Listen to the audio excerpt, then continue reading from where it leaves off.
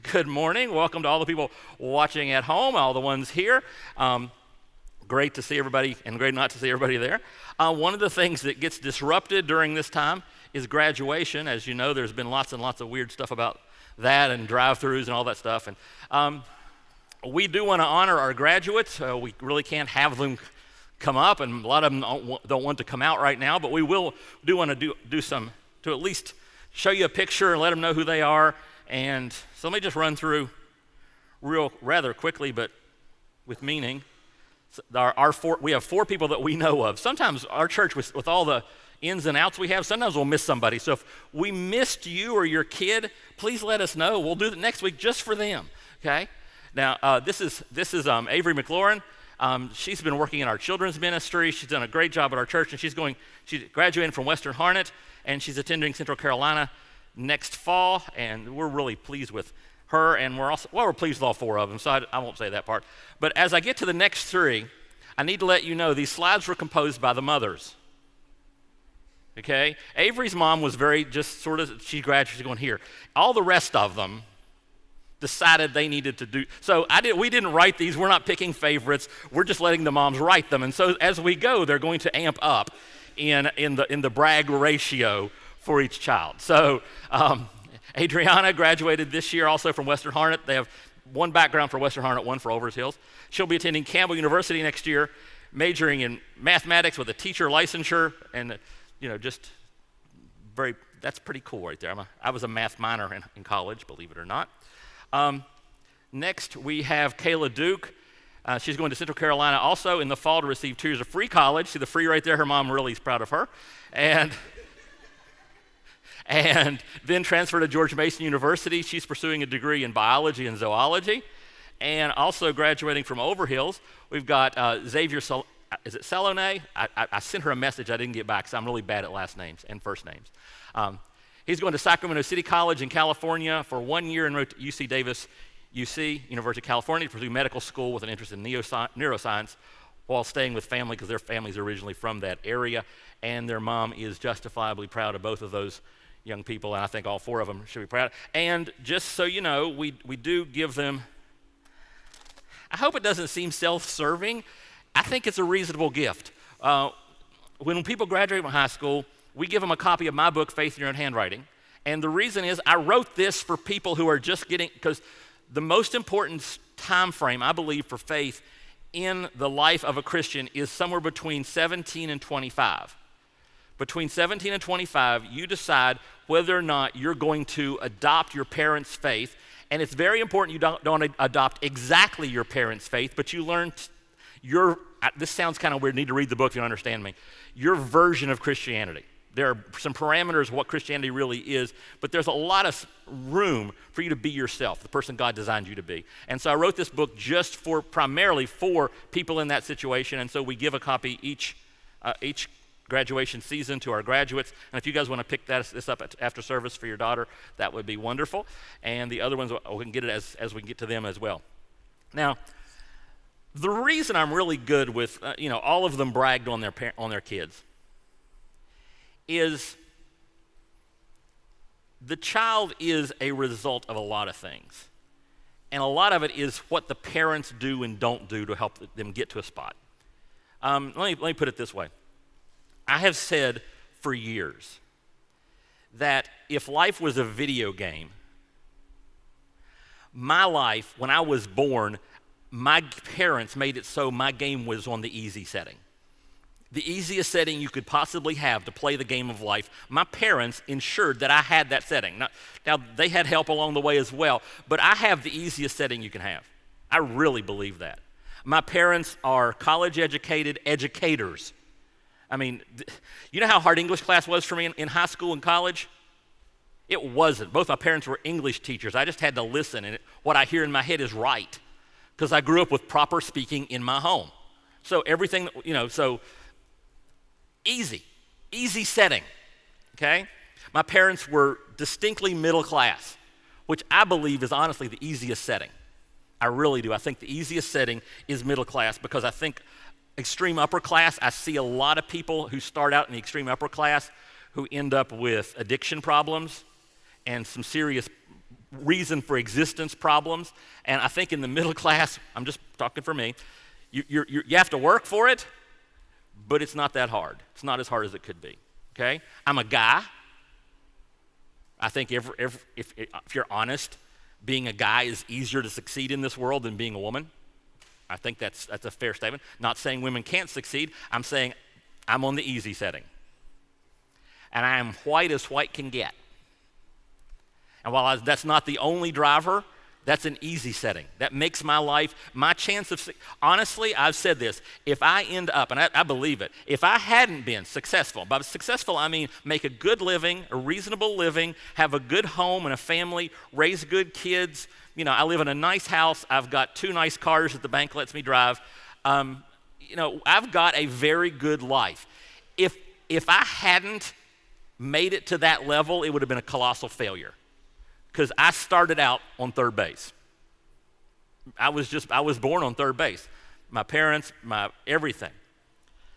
If you think about that as far as the easy setting for life, and then you compare me, I was born in 1963, let's go to some inner city, and let's find some baby girl born the exact same day I was born, to an African-American mom who's already addicted to a drug of some kind, who doesn't maybe not even know who the father is, and the grandparents are out of the picture, and she's not even playing the same game I played. That setting, the setting of her life to make it to where I just was able to get to without really kicking it that hard. I mean, I worked, but I mean, seriously, the amount of energy and luck it takes for that young lady, born the exact same day I was born in just such different settings, for her to succeed, what it would take is just astronomically different. It's like I said, it's like playing a different game.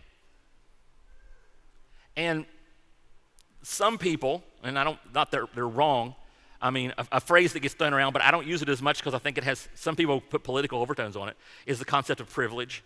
And I don't, that's not wrong. I just think some people have trouble with that word, and I want you to hear me even if you don't like that word. Does that make sense? Because the word that I use is power. Power means I have opportunities and abilities that some other people don't have. There are situations I can get into, and I bring enough power to the table because I am, and let's just be honest, a white, healthy, middle-class male. I mean, I'm even, I'll use the word blessed, but I don't like, fortunate, because I don't want you to think it was God likes me more than anybody else just because of this. I'm a good-sized guy. I mean, I'm not so ginormous that people stare at me and I cast a shadow as I walk past, but I'm not so little that people look at me and think, oh, I can take him. They probably can, but they don't think that, okay? That's a power I have. That's an opportunity that I have. And I want us to talk today about what God expects when he gives us power. What is the expectation God has, whatever that power is, wherever it comes from, however you want to phrase it in relation to anything in the world, period, okay? And I was really floored about this.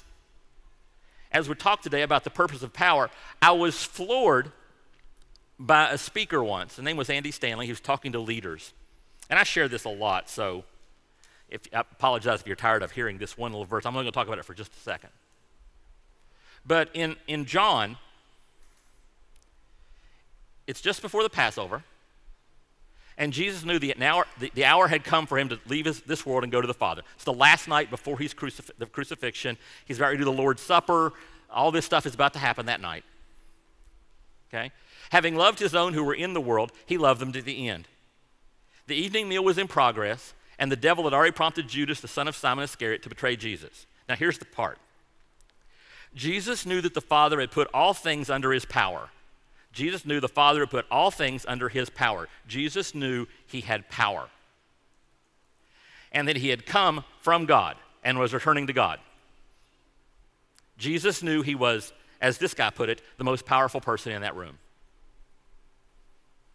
And the question he posed for leaders was, what do you do when you realize you're the most powerful person in the room? And the question that I then turn and pose to myself and to you, What do you do when you realize you have the most power of any person in the situation you're in? Or more power than the other people in the situation, more power than a lot of people in a situation. What do you do when you realize you have power? The ability to do something that matters. Okay? Well, we know what happened, what Jesus did. Jesus gives us an example. So Jesus got up from the meal, took off his outer clothing, and wrapped a towel around his waist, and then he washed his disciples' feet. To just totally blow us away, because from our perspective, if I tell you you have power, your first response is, how do I use that power to my benefit? And Jesus teaches us right off the bat, the purpose of power is to serve. If you're given power, however you got it, whatever it looks like, the purpose of that power is to serve others. But I wanted to look at a different picture today, because Jesus gives us more than one example. This isn't the only example he gives us of this basic concept. He gives us, again, in Luke. And you may not think of this in that way, but this is what's happening in Luke as we started out. It says, on one occasion, an expert in the law stood up to test Jesus. Teacher, he asked, what must I do to inherit eternal life? What is written in the law? Jesus replied, what is written in the law? How do you read it? And the man answered, love the Lord your God with all your heart, with all your soul, with all your strength, with all your mind, and love your neighbor as yourself. And Jesus answered, you've answered correctly. Do this and you will live. But the man wanting to justify himself, so he asked Jesus, and who is my neighbor? Now, we know from the context, he wants to limit who his neighbor is. His goal is he doesn't want too many neighbors that he has to love as himself. He wants to see how small he can make that circle. Who is my neighbor? Does the guy, the next door neighbor, he counts? What about 2 houses down? Does that guy count? And we'll talk in a little bit about how exactly they viewed the concept of neighbor. But he's wanting, obviously, to limit the circle of who he has responsibility for. He is saying, in essence, when I have power in a situation, who am I responsible to help? Who are the people that I have a responsibility to love as myself? Okay? And so, because the Jews, this is somebody else, it's not the Bible. Okay? This is a description of how their neighbor worked, their concept, because they understood the word neighbor. But the Jew lived in a circular world. He placed himself at the center, surrounded by his immediate relatives, then his kinsmen, and finally the circle of all those who claimed Jewish descent and who were converts to Judaism. In other words, everybody who was a Jew was, according to the Jews, their neighbor. So if somebody came along and they were a convert to Judaism and they were poor, I was responsible as a Jew to help them. If somebody came along and they were poor and they were not Jewish, they were not my neighbor, and I did not have a responsibility to help them in any way. And so this guy is looking at this list, which includes everybody who is his immediate family, his extended family, his Jewish friends, and his Jewish extended family, including converts and people he doesn't even like. And so when he asks to justify himself, what he's actually saying is, you know, Jesus, what I've got is I do a really good job helping out my immediate family. I'm fairly good at my extended family. The people who are Jews who are in my social class and hang out with me, I'm pretty good with those. I'm not very good with those who are in my extended group, and I'm pretty lousy with those who are converts to Judaism or who are, quote unquote, lesser than I am. That's what he's really saying. Jesus, is it okay if I define my circle in such a way, define my neighbors in such a way that the people who are not as good as me, I don't have to worry about? The people who are radically different than me, I don't want to worry about them. The people who have more challenges than me, I don't want to worry about them. Is that okay, Jesus? So the word neighbor had a reciprocal meaning. He's a brother to me, I to him. Thus the circle is one of self-interest and ethnocentrism. And the lines were carefully drawn to ensure the well-being of those who are inside and deny help to those who are outside. And does anybody here, let's be real honest about this. We're in church, we can be honest. Anybody here have a tendency to draw your neighbor circle in such a way that it only includes those people in a certain group, and I'm not required to care about or help people who are outside my circle? Is that not, don't raise your hand, but open your heart to the idea that this guy is asking a question that a lot of us ask: who is my neighbor? who is the person who is close enough to me that I have responsibility to use my power for their good. And so, Jesus tells him, and Jesus gives him a parable that we are so used to that we don't hear it anymore, but this thing is the most radical, among the most radical things Jesus ever said. It's what he says right now. Okay? In reply, Jesus said, a man was going down from Jerusalem to Jericho.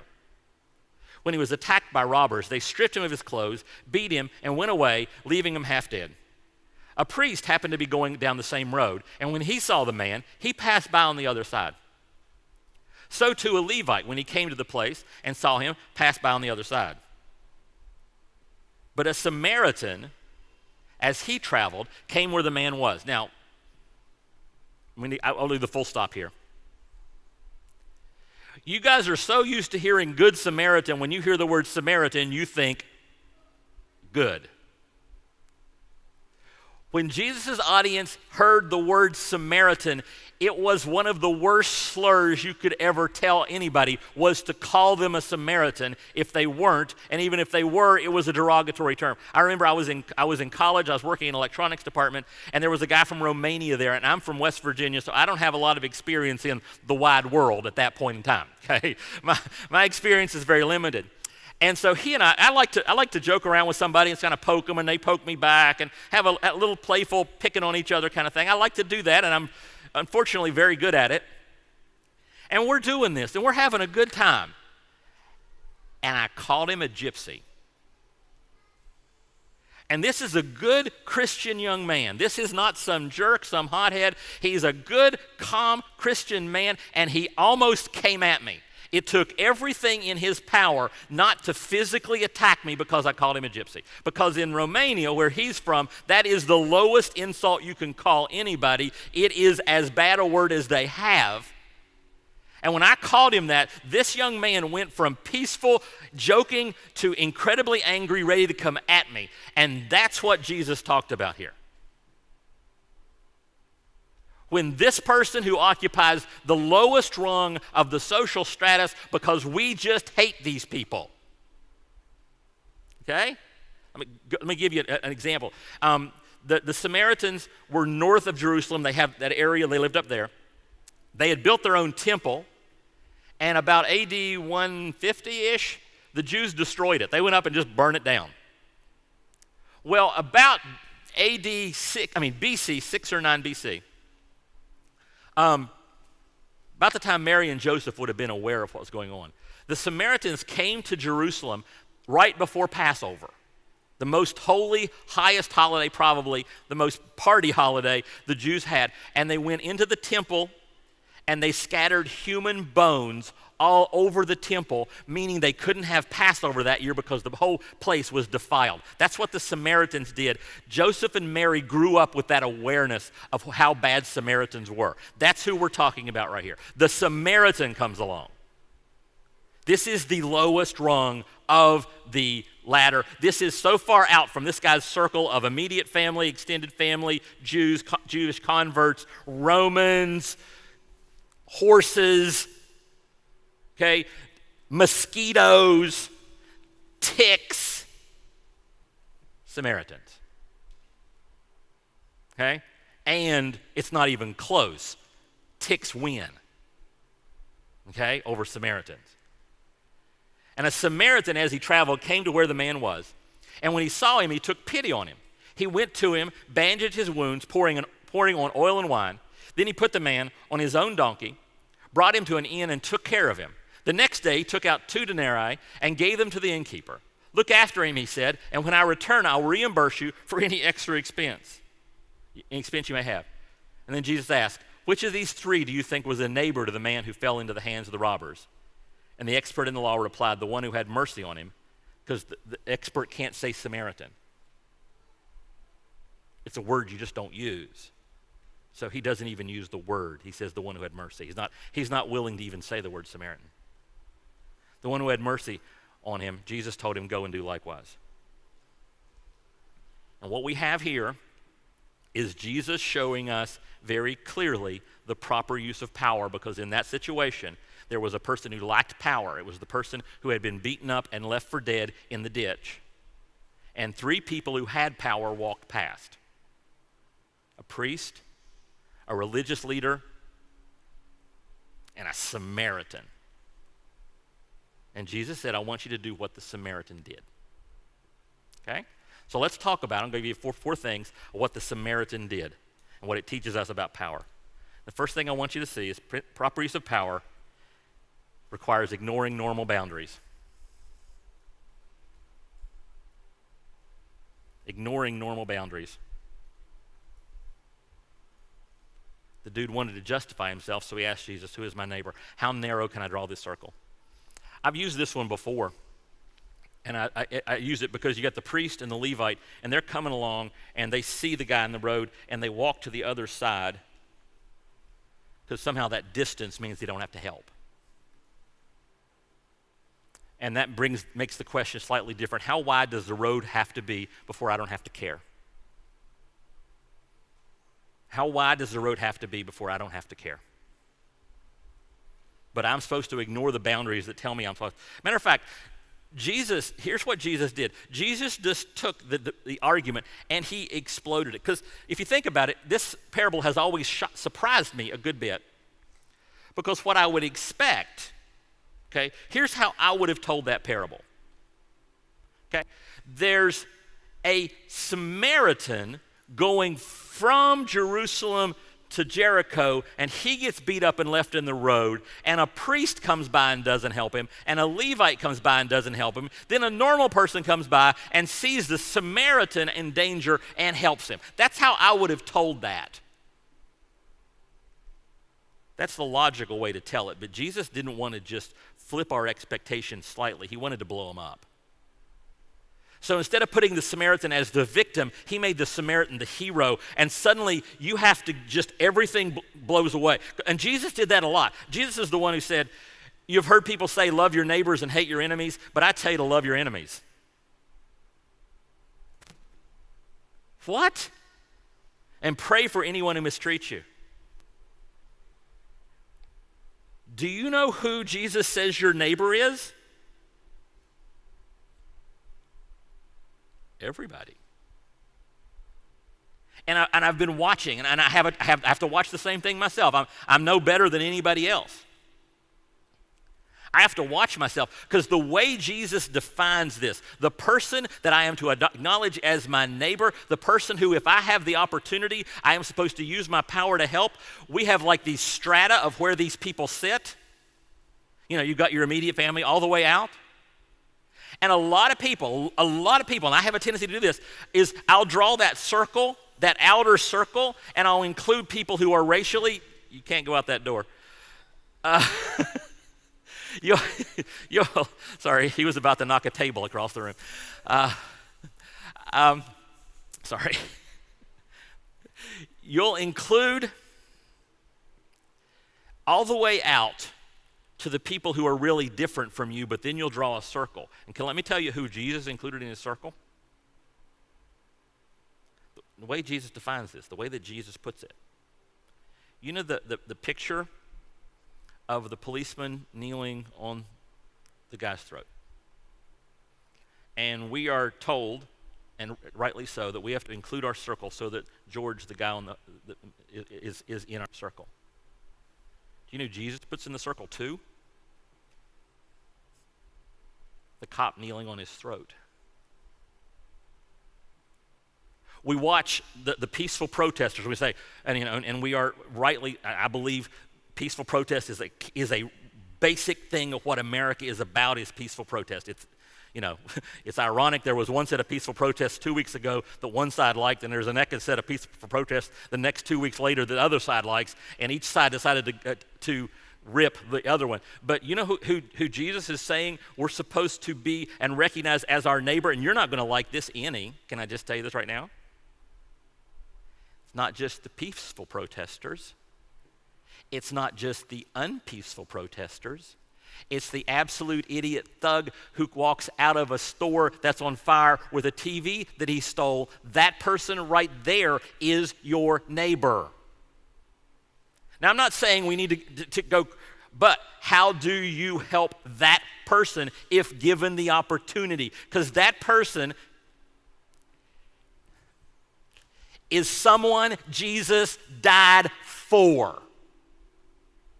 This is not easy to think and it's not easy to hear, but it's true. Jesus died for the biggest, jerkiest thug in every one of those situations. And if God brings into your situation that person lying in a ditch, your job is to help. We'll talk what help looks like in a little bit. But get that concept hammered in your head, because that is the exact teaching of Jesus Christ. I'm not making it up. He took the worst person he could imagine and had him be the hero of the story, so you understood there is no outer line to your circle of who are your neighbors. The dude asked the question saying, would you condense the circle? Would you take the circle and put it where I live in my life, where I take care of my own and I ignore the rest? And Jesus, instead of expanding the circle, blew up the circle. And said, in reality, there is no one who is not your neighbor. Your enemy, the person who is fighting against everything you stand for, is your neighbor. Even your enemy is your neighbor, or I think I'd put it this way to help us get our thought process right. Especially your enemy is your neighbor. Especially your enemy is your neighbor. So that's the first point. That was easy. Let's take it one more notch, because I'm just telling what he says. Proper use of power requires us to focus on service and sacrifice. I don't like that either. Remember, this Samaritan came in. He used his own money. Let me put that black up there in case we didn't get that.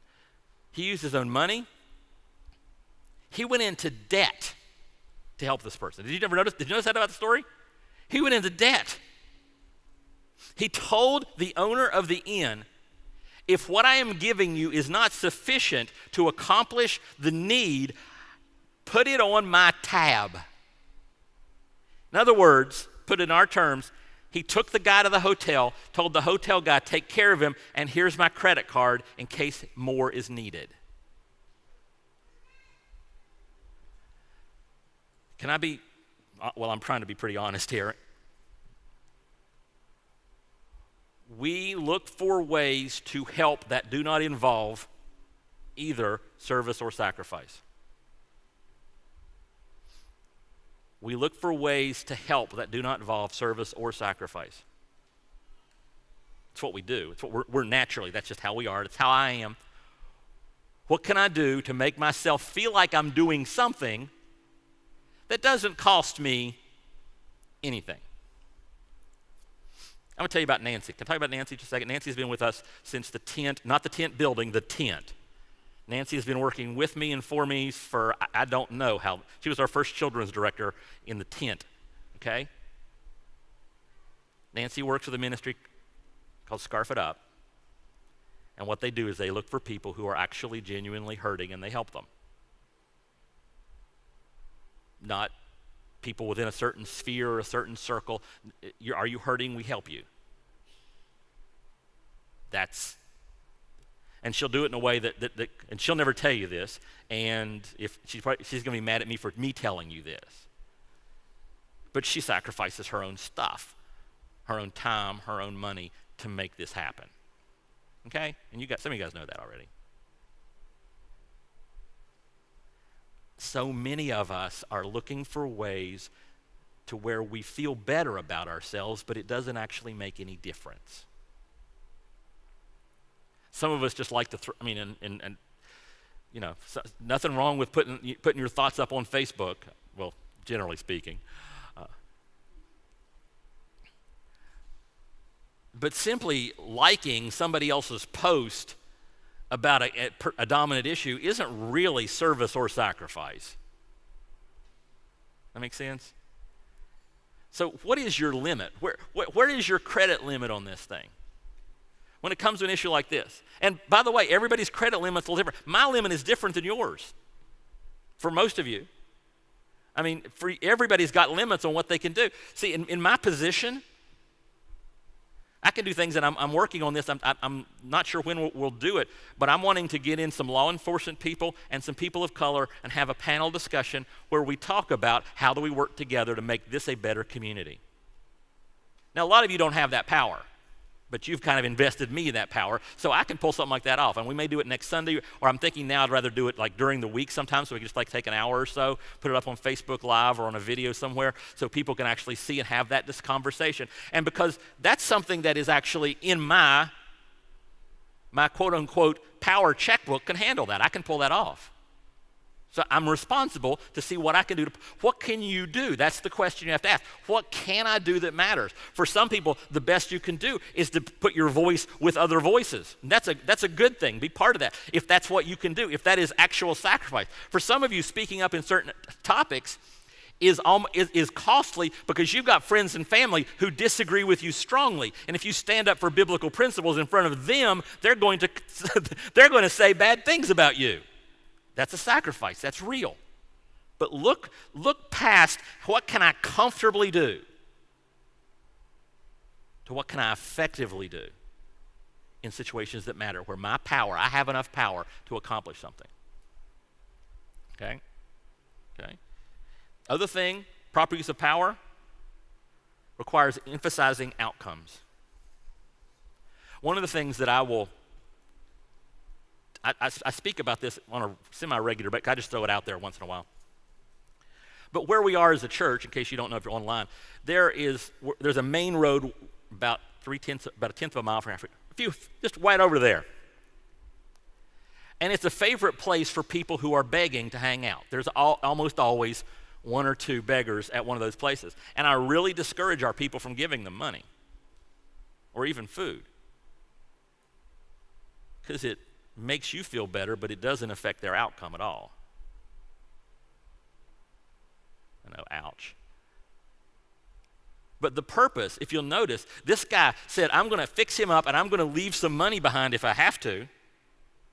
Here's how it said. It said, the next day he took out 2 denarii and gave them to the innkeeper. Look after him, he said, and when I return, I'll reimburse you for any extra expense. I want to make sure he's healthy. One of the things that we've been challenging ourselves as a church, and I think we're starting to do a really fairly good job of it, is how do we not just throw things into a community to make ourselves better, feel better? How do we work in a community to make people's lives better? We've been asking ourselves the question, not just how do we make it so kids make it through kindergarten, how do we make it so a kindergartner or a first grader in a more challenged school has a better chance of reaching success? How do I make it so that while they may not have the opportunities that I had, they have some opportunities where it doesn't take quite as much luck for them to succeed? How do we actually do that? How do we have an impact? How do we change the outcomes? Does that make sense? And that's one of the things that this guy does and we're called to do. And then, last one.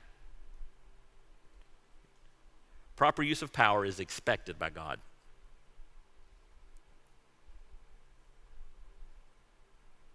There is, within Christianity, a very, very poisonous belief that helping people who are hurting is an optional part of the faith. That using your power to help those who do not have power, that's something you can pick or choose and do or not do. Jesus makes it very clear in this parable, no matter what you're doing, what else you're doing, taking care of people who are hurting is part of your job as a follower of Christ. He does it this way, and it's subtle. I hadn't noticed this before, but because it's really subtle, Jesus just kind of slips it in there. It says, if you remember, a priest happened to be going down the same road. In other words, he's going from Jerusalem to his home somewhere near Jericho. And when he saw the man, he passed by on the other side. So to a Levite, when he came to the place and saw him pass by on the other side. And the important part that I want you to see there is not that he passed him by, it's where he was coming from. Because according to that path, he was leaving the temple. He wasn't coming to the temple. What's the temple famous for? What is the predominant thing about the temple? The temple is where God's presence is. And both of these people, as they ignored the hurting person, were walking away from the presence of God. They were moving themselves. I'm not saying that necessarily it's bad to go home from church, but they were symbolically, I think Jesus did this on purpose because they could have been coming the other direction just perfectly fine. The story would have worked just fine if the priest had been on his way to the temple, but he was leaving the temple. He was walking away from the presence of God as he chose not to help that person, as he chose to do nothing. Now, let me help you out just a second, because here's what normally happens when I do a message like this, anytime. The people who are doing a lot feel guilty they're not doing enough, and the people who aren't doing anything just continue to justify their behavior. If you're already doing a fair amount, don't think I have to add 20 more things to my list. Okay? The Samaritan, it doesn't say that he set up a ministry to go up and down the road finding people who've been beat up. There's nothing in there about him now expanding this opportunity to see how he saw one person who was in his area where he had power. He exerted his power to help that one person, and the implication is the next time he found somebody that was in his power and his ability, he helped. There's no understanding that he felt guilty because he didn't help everybody who had ever been hurt on that road. And some of you, the ones who have the softest hearts, who do the most, have a tendency to say, well, I need to do even more. No, what is in your power? What is in your power? What are you able to do within the confines of what God has given you?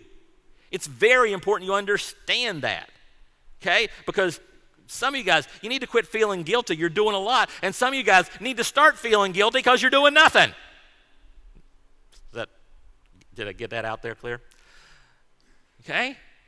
It's not a matter, it's not a competition. It's when God makes you aware. See, God made Jesus, very first story, God made Jesus aware that he was the most powerful person in that situation. And when you are in your life and you hit a situation where you realize you have the power, God expects us to use that power to the benefit of the person who doesn't have it. That's Christ's message to us today. It was his message 2,000 years ago. It's his message today, because there are always hurting people and there are always people with power. And let me say this very clearly. If you are watching this online, you probably have a fair amount of power compared to a lot of other people in the world. If you're in this room with me, you probably have a lot of power compared to a lot of people in the world. You have opportunities, you have privileges, whatever that looks like. You have people you can influence. Whatever it is, God says, take the power that you have and utilize it for this person. Samaritan didn't throw a fundraiser. He took the money that was in his pocket. He used the credit he'd established with that specific inn. He took what he had and he used it. And God expects us, within our power. How'd it go? Jesus recognizes he's the most powerful person in the room. He takes off his robe, wraps a towel around his waist, and he washes his disciples' feet. And the next day, they arrest him, they take him to the cross, and they crucify him. And Jesus, according to the Bible, and we know this, he's the creator of the universe, while hanging on the cross, had the power to end the whole scenario. One of the things that he could call 10,000 a legion of angels, the very, very bottom line is, according to Colossians, Jesus holds the universe in existence by his very thought, and he could have, at that moment, simply chosen for the universe to have never existed, and that would have happened. That was in his power. But he was using his power for the benefit of those who didn't have power, not for himself. The selfish thing to do, the easy thing to do, would have been say, you know what? These people are so not worth it. Because we're not. So we are to use our power the way Jesus did. Now, if you don't have a relationship with this Jesus who is willing to use all the power of the universe to restore you to himself, we'd like to introduce you. Jesus died to have a relationship with you because he recognized he had all the power and you had none in this situation. And he utilized his power to take on the forces of evil and the power of sin and to die on a cross. If you'd like to know more about that Jesus and how to have a relationship with him, if you're here in the auditorium, we've got blue bags on both corners and I think so, and a table in the back as well. If you grab a blue bag, somebody here will connect with you and help you unpack the bag and show you how to have a relationship with Christ. If you're online, there are possibly things popping up. Do that, or email Steve at spoutsprings.org and we will line you up, okay? That's the easiest, possibly the easy way to do it, to have a relationship with Christ. If you have a relationship with Christ, it's really challenging for us right now, but we're willing to baptize people. We just have to really find out interesting and unique ways to do it. It may or may not involve a super soaker. Not really, it wouldn't, but creativity is really important right now. If you need to be baptized, you've never announced to the world you're a follower of Christ, email baptism@spoutsprings.org and we're glad to plug you in on that. If you're in the auditorium, we've got a cross over here. You can pray during this next song. If you want to take communion, you can do that. If you're home, I invite you. If you want to take communion, just take something that subs in and take communion for yourself and remind yourself of what Christ did for you. Because what Christ did for you can be your motivation, should be your motivation for what you can do for others. Jesus recognizes he is the most powerful person in the room. He takes off his garment, puts on a robe, washes his disciples' feet. The Samaritan realizes he is the most powerful person in that situation. So he bends over and he helps the man. He does what it takes to restore him. This week, you will encounter situations where you are the most powerful person in that situation. And what you choose to do right then defines you. Let me pray for you. Father, we thank you for today. We thank you for the challenge that Jesus gives us. We thank you that Jesus doesn't want us to just meander through life, but he wants us to do things that matter. Help us to do things that matter. Help us to recognize where we have power and how we can use that power to help others. Father, we pray for our military. Lord, a lot of times they're placed in positions of power in individual situations, and Lord, rightly us using that power is very difficult. We pray for wisdom for those who are in harm's way. Keep them safe. We really want them safe, and we really want them back as soon as possible. But we also want them to live this where they are. And we pray for their families here. And Father, some of us here don't have anybody in that situation, and we have opportunities. We have the ability to help. Help us to do what we can. Father, I pray the next time we see somebody, the next time we're in a situation where our voice matters, the next time we're in a situation where we have power, help us to recognize that you broke down all the boundaries of who we're supposed to help. And you call us to do things that matter, that are sacrificial, and that have long-term outcomes for your glory. It's in Jesus' name I pray. Amen.